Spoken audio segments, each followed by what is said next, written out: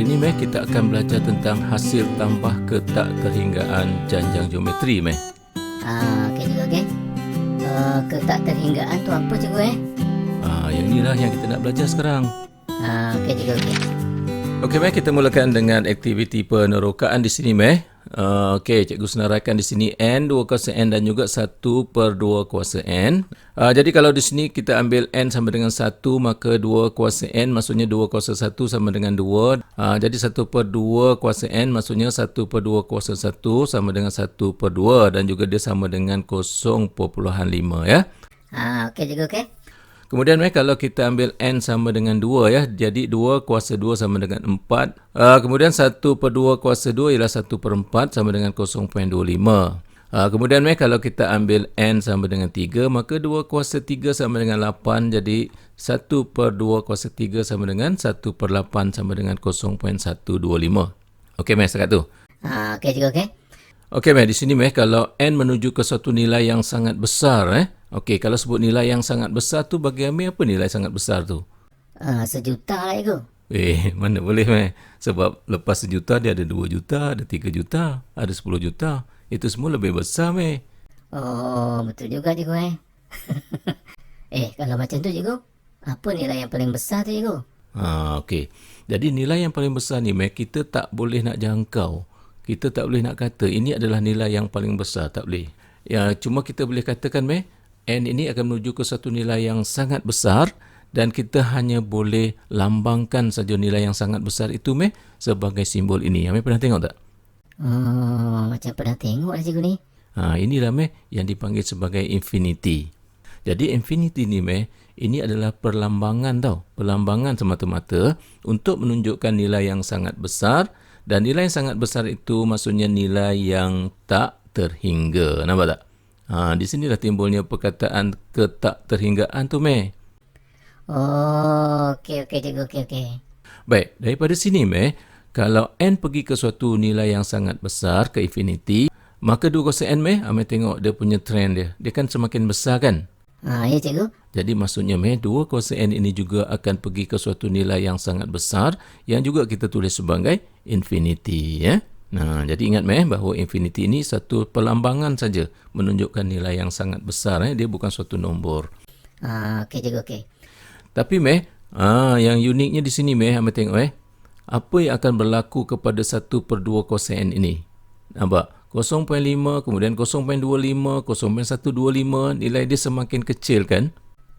Betul cikgu. Jadi Meh, nilai dia akan semakin kecil, semakin kecil dan dia akan menuju ke mana tau Meh? Dia akan menuju ke kosong. Bukan negatif cikgu Mana pula Meh tiba-tiba jadi negatif Okey cikgu, okey. Baik Meh, hasil daripada penerokan ini Meh, dapat kita buat satu kesimpulan di sini iaitu jika N menuju ke suatu nilai yang sangat besar iaitu nilai infinity yang juga kita panggil sebagai nilai ketakterhinggaan, maka 2 kuasa N akan menuju ke infinity juga, manakala 1 per 2 kuasa N akan menuju ke arah kosong. Itu kesimpulan yang kita dapat kan? Ya cikgu. 2 ni Meh, dia merupakan 2 per 1 tau Jadi 2 merupakan suatu pecahan yang ditulis sebagai 2 per 1. Kalau 2 per 1 Meh, dia dipanggil sebagai pecahan tak wajar. Amir pernah dengar tak pecahan tak wajar ni? Yang ni saya tahu cikgu. Kalau macam tu Meh, 1 per 2 ni dipanggil pecahan apa Meh? Pecahan wajar lah cikgu.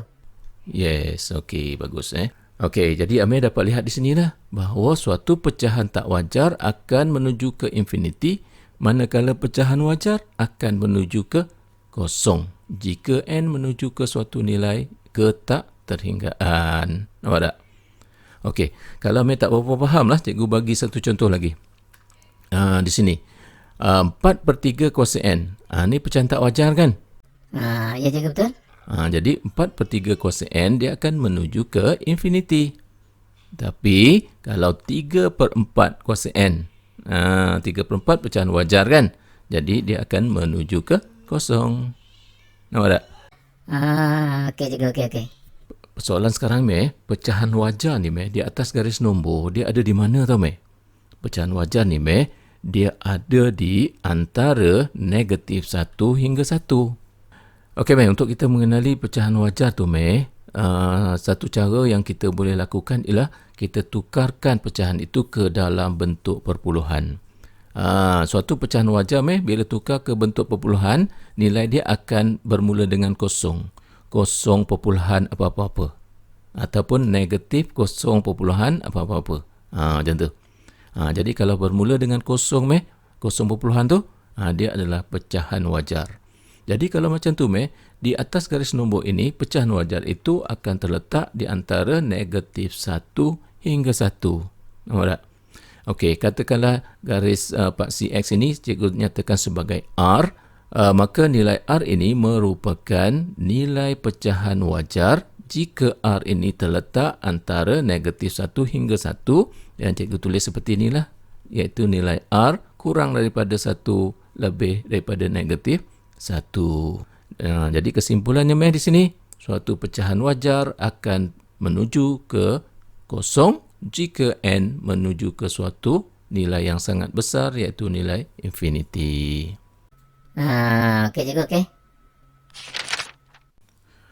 Okey, Meh, kita teruskan dengan perbincangan tentang slide ini, Meh. Ambil tengok di sini, ini yang kita rumuskan tadi, pecahan wajar terletak antara negatif 1 hingga 1, Ini, Meh, sebelum kita bincangkan lanjut, Meh, kita tengok tips kat sini, R kurang daripada 1 lebih daripada negatif 1 ini, Meh, boleh juga ditulis sebagai modulus R kurang daripada 1. Jadi maksudnya kalau kami jumpa dalam buku teks ke buku rujukan, dia tulis modulus R kurang daripada 1, maksudnya ialah R kurang daripada 1 lebih daripada negatif 1. Okey, arti kata lain, R merupakan suatu pecahan wajar. Berdasarkan pada penerokaan kita tadi, Meh, kita dapati bahawa jika n menuju ke suatu nilai ketakterhinggaan, iaitu infinity ni kan, maka R kuasa infinity akan menuju ke kosong jika R ini suatu pecahan wajar. Boleh tak? Okey cikgu. Baik. Kemudian, Meh, kita ambil rumus Sn yang ini. Kenapa kita ambil yang ini? Sebab yang ini R dia kurang daripada 1. Maka kita ambil rumus Sn yang ni. Okey. Kemudian kita tulis macam ni, Meh. Ambil tengok. N ini kita gantikan dengan infinity. Okey. Kemudian, Meh, tanda sama dengan kita ganti dengan tanda ni, Meh. Yang ini dipanggil menghampiri. Kenapa kita tulis menghampiri ni, Meh? Sebab R kuasa infinity ni, Meh, dia tak akan sama dengan kosong, tapi dia menghampiri kosong. Okey, itulah sebabnya kita kena tulis di sini menghampiri. Okey cikgu, okey. Baik. Jadi di sini R kuasa infinity ini, Meh, kan akan menuju ke arah kosong kan? Jadi kita tulis sini kosong lah, dia menuju ke arah kosong. Maka daripada sini, Meh, dapatlah kita tulis seperti ini. S infinity menghampiri A per 1 tolak R. Kenapa A di sini? Sebab ni 1 tolak kosong jadi 1 kan. 1 darab A, tu yang jadi A kat sini. Okey cikgu, okey. Jadi inilah, Meh, yang dikatakan rumus hasil tambah ketakterhinggaan. Okey cikgu, okey.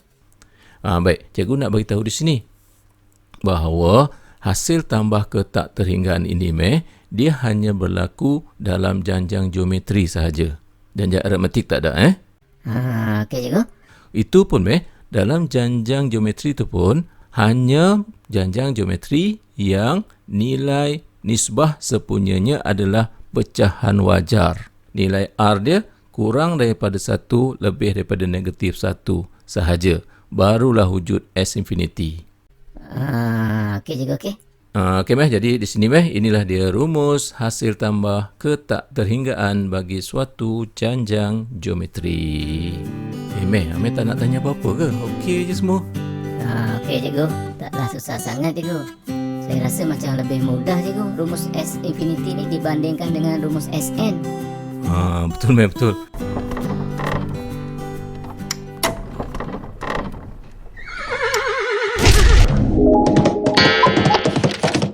Okey, Meh, kita teruskan dengan melihat beberapa contoh soalan, Meh, yang berkaitan dengan S infinity ni. Baik, di sini diberikan janjang geometri. seperti yang ditunjukkan di sini. Kemudian cari hasil tambah hingga ke tak terhinggaan janjang itu. Jadi maksudnya dia nak cari S infinity. Pastinya kita perlu cari nilai nisbah sepunya dulu. Kita cari nilai nisbah sepunya, kita dapati R ialah negatif 2/3. Kemudian negatif 2/3 ni kan pecahan wajar meh. Betul cikgu. Ini kan janjang geometri. Betul. Kalau macam tu, wujudlah S infinity. Betul tak? Okey cikgu, okey. Jadi mari kita gunakan rumus S infinity, maka gantikanlah nilai A dan nilai R dan ringkaskan, dapatlah jawapannya iaitu negatif 3. Okey cikgu, nampak senang cikgu. Okey, bagus-bagus. Seterusnya kita tengok contoh nombor 2 dalam suatu janjang geometri. Sebutan pertama ialah 4 dan nisbah sepunya ialah R.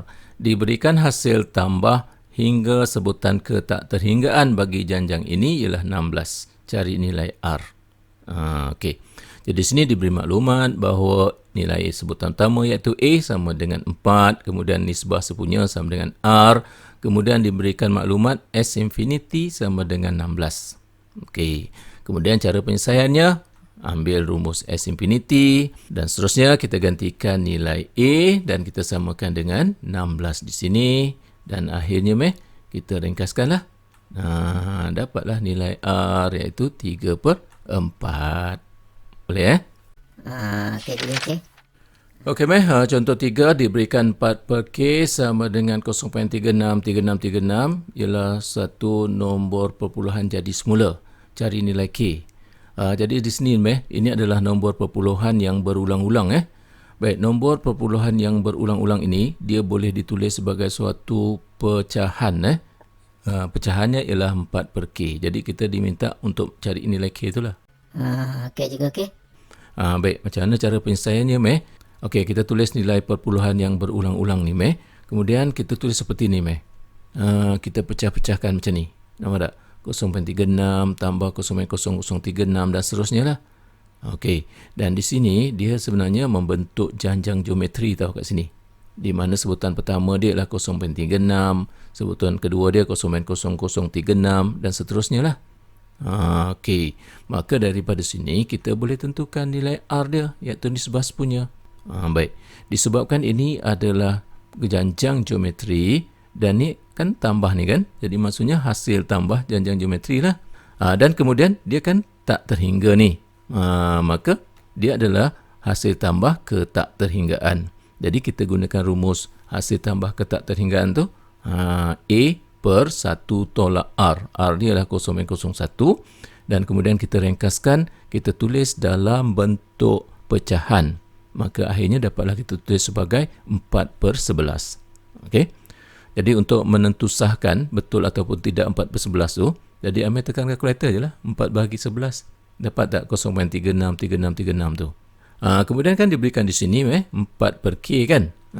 Jadi 4/K ni dia akan sama dengan 4/11 ni lah. Maka kita selesaikan, akhirnya dapatlah nilai K sama dengan 11. Macam tu. Macam mana okey ke?